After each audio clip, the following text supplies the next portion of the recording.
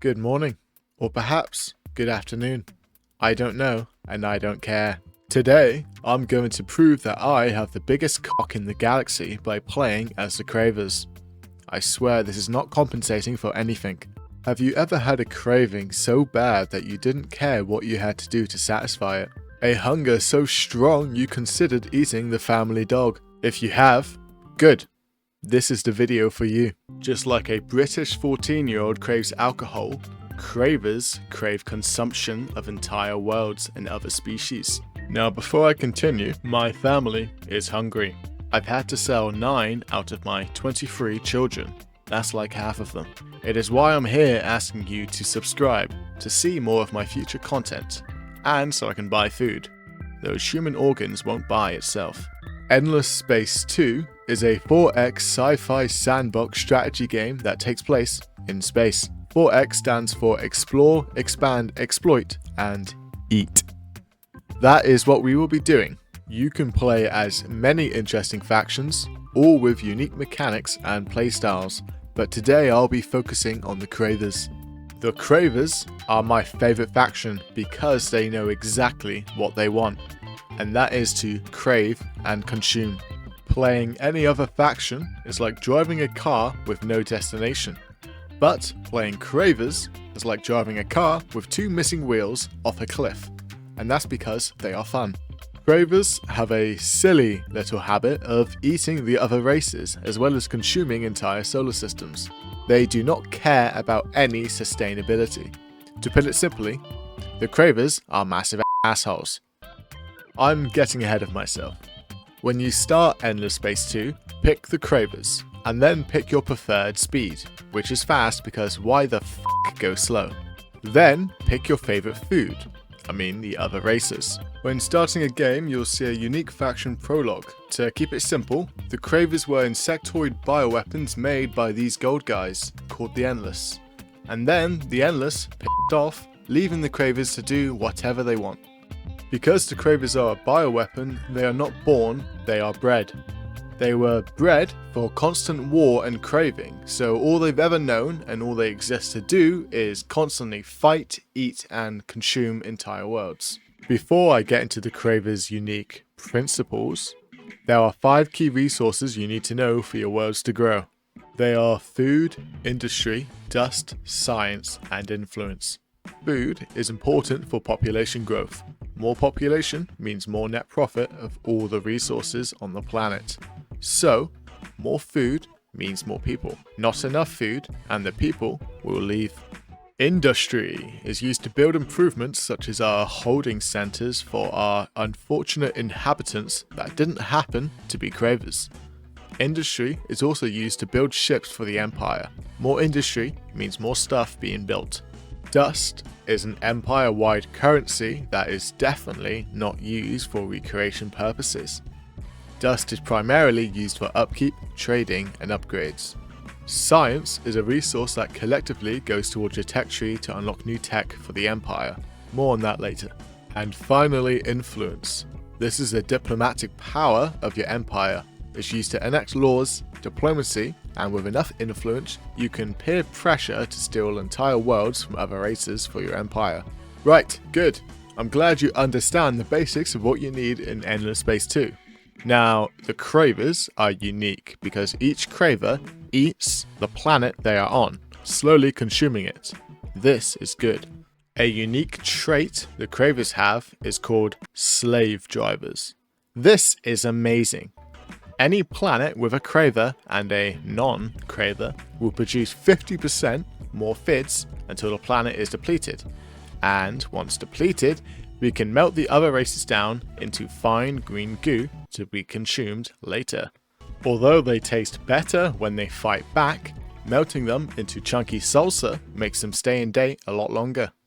Endless Space 2 is a sandbox game, so you can do whatever you want, but there are victory conditions if you really want your life to have any meaning. The victory condition I like to go for as the Cravers is Supremacy, where you take every other faction's homeworld to win the game. To do this, you're gonna wanna expand. Expansion. You need to colonize planets. Some will be habitable, some won't. It's really hard to take a morning stroll on a gas giant. Some planets you come across may be inhabited by other races. They could be minor factions or the other player factions. It doesn't matter to me though, because they're all food. Now, when I said there's only 5 resources, I lied. There's one more resource. You're gonna need ships, and ships need people to pilot them. Sadly, my ships won't run on my hopes and dreams. Manpower. This also serves as your ground forces, so essentially more manpower means bigger ships and more guns to shoot at civilians. I'm not joking. Blowing up civilian ships in Endless Space 2 is very profitable. It has no consequences, but all the rewards. I like to justify this as being in character playing as the Cravers, because what else are we gonna eat? Bread? The good thing though is in space, no one can hear you scream.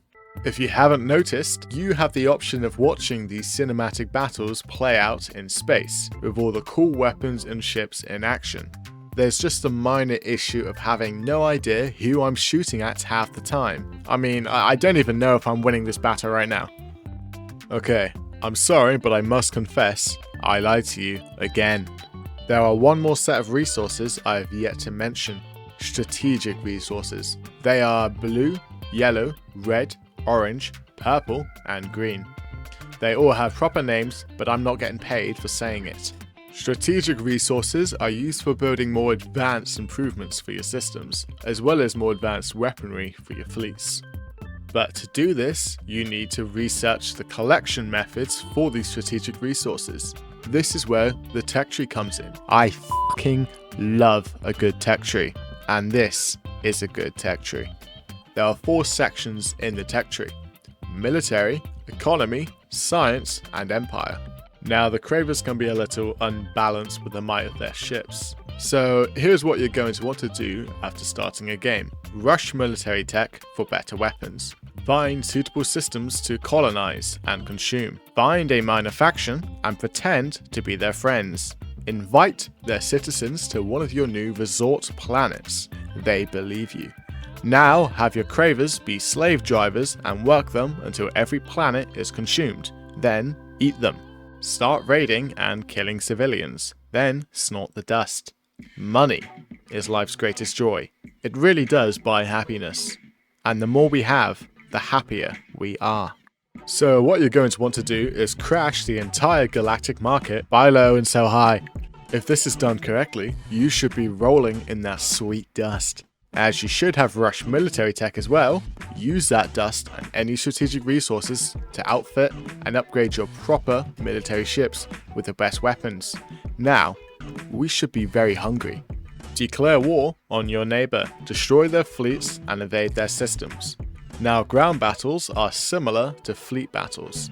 They are automated, but you can sort the ratio of infantry, armored, and air in your army, as well as choosing the battle tactics before the battle.